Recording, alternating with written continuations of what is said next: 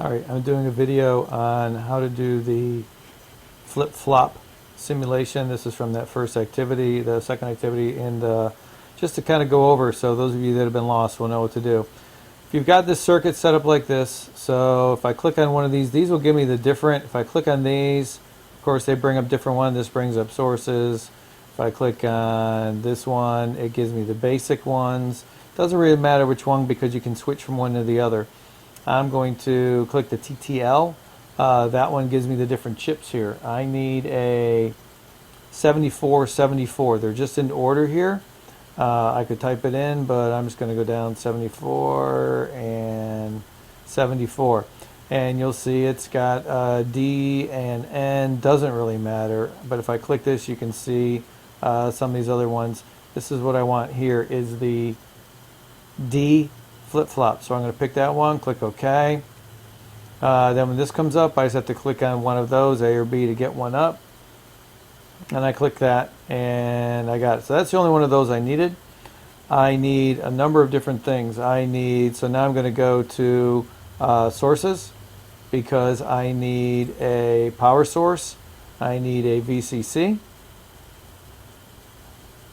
up here. And this is, I'm just following along. I think that's okay. And I need a digital ground. I'm going to put that down there. And I need a signal voltage source here. I need the clock voltage. So this is how to find that clock. We're going to be using that a lot for the next quarter. So signal voltage source, clock voltage. I click OK. And that gives me this. And I'm going to do the other one. So I need the 7402. So I'm going back to my TTLs. 7402, going to be up here at the top, and I need that. So I need one here,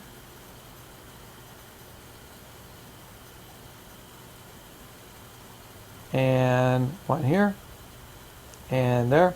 I'm also going to put in a couple of other things. Well, one I want to put in, I'm going to go to indicators, and I want to put a probe. Let's make it blue one, and I'm going to put a couple of these. Not sure if I need 3 or 4. I'll put 4, that way I can always delete one later. Okay, so at this point I've got everything, and now I just need to build the circuit. So I've got, all you do is, and you can roll your mouse wheel to zoom in. I click there. Come up here and click. This connects to the clock. You'll see this says CLK. That's my clock. So that's where my clock's going to go into. And you'll see that because I've got this triangle here, this is a rising edge clock. We talked about this. This, if it had a little circle here, it would be the falling edge. This means that it is the inverter. These little circles are just like these circles here. It means inverted. It means a negative. It's the opposite. So I've got that there. Zoom back out. And this, I've got to tie power to here, and I've got to tie power. This is my clear and my preset. Those are the ones that don't go off the clock. If I don't tie these into power, then they will activate and I won't get anything. And because they have the circles, that means they need to go to power. If there weren't circles, I would need to tie them to ground. Okay? Now, one thing here, I can go from here, click and go over. If you ever need to go from a wire to something, you can click on place and junction. And then if I click on this, it just places a connector right there, and then I can come over and go to there. Okay? And I can always move things around some if I need to. I can do some of this kind of thing so that now this is going more straightforward to it.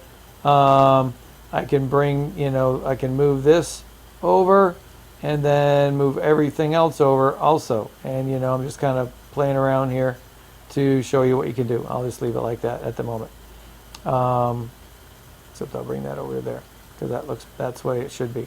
All right, and then I've got this is my Q is going to the top input here. Drag that down a little. And My other connector here is going to my clock. And again, right now we're just copying. So this is the good part. There's no creativity here. You're just going straight to these inputs and outputs. So from here, I am coming to this input. I'm also going to from here to here. What this does is this outputs the opposite of my Q, and that becomes my input. So this inverted output cycles back around. So that's what's happening in my flip-flops. And then this last one here is going to tie into right there. Okay, and so I can move this to come here. If you ever get that you don't have enough space, my space is pretty big. Again, edit, properties, workspace, and I change this sheet size to whatever it is that I need. A is the smallest, C or D will give you a much bigger one. This is a very small circuit, so I'm not going to worry about that. Now, these are going out, and they're going to go to the, they're going to a, where is it? Function generator, multimeter, 4-channel, yes. My 4-channel oscilloscope, so that was over there on the side. And so now I'm going to, and that's what's not in the drawing, so that's why I'm showing you this. So I have, because on the back page, I want to have as my clock, this is my C2 out is going to go to A. My C1 is going to go to B, and I'll show you what this all looks like. And my Q naught is going to go to C. It's a little confusing here. And my Q is going to go to D. That would be right there. And if you ever want to trace where things are going, I can right click on a wire and click on segment color, and it gets a lot easier to trace it if I change the color like that, and because then I can see where these different things go if they're overlapping. Use the different colors. Okay. I'm also going to click these probes. I'm going to attach these probes to the same places as. Actually, let me back up. I'm going to do it in. I'm going to go from. That way they'll be in the same order. So I'm going to go here to this one. My B is going to go where I select that one. This third one is going to go to where my C is, which is down here.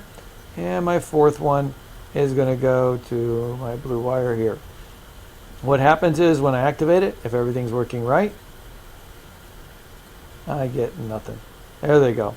You'll see all this amazing clicking. Now what you will notice is they got it leaving up that fast.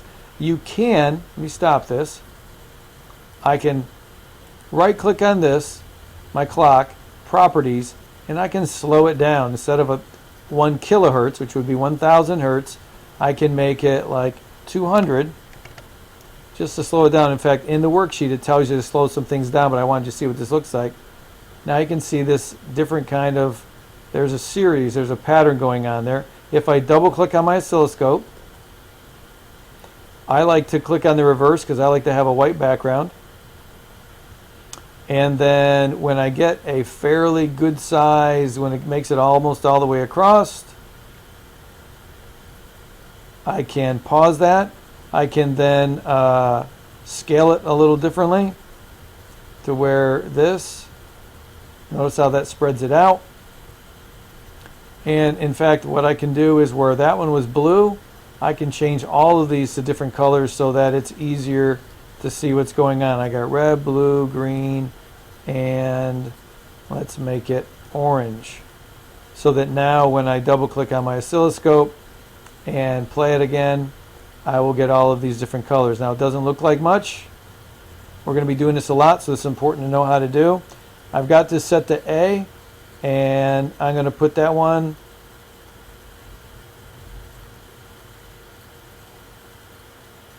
up here, and then B, I'm going to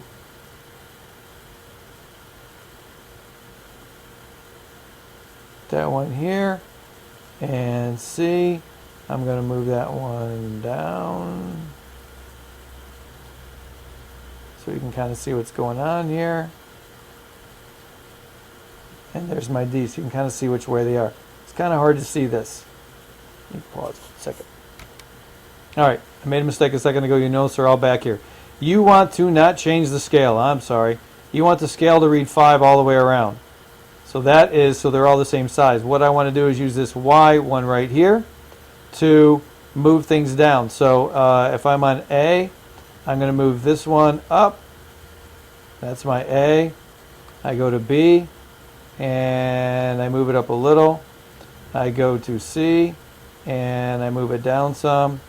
And I go to D, and I move it down some more. This one even farther. That way you can see these are the outputs. And so this is what you're going to do to draw the chart on the back. And this is my, so this is the same order. This is my C2, C1, Q naught, and Q.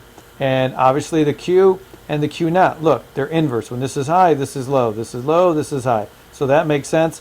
And this is just the way of that they're looking for here. And then they also ask you to change some signals. And again, to change the input, you right-click, click on Properties, and change these things accordingly to what in order to get the different outputs. So this is, and I'm showing you this because later on you're going to see a lot more of this, but you can see it kind of flips across there as it goes. And that was the purpose of this one. So this is how to do a basic circuit, where to find the different components, and how to put it all together, and then how to make adjustments in here. Again, the Y goes up and down in order to be able to see it. Change your colors, move them up and down, and then you can draw your digital signals. So I think that's pretty good for where we are right now.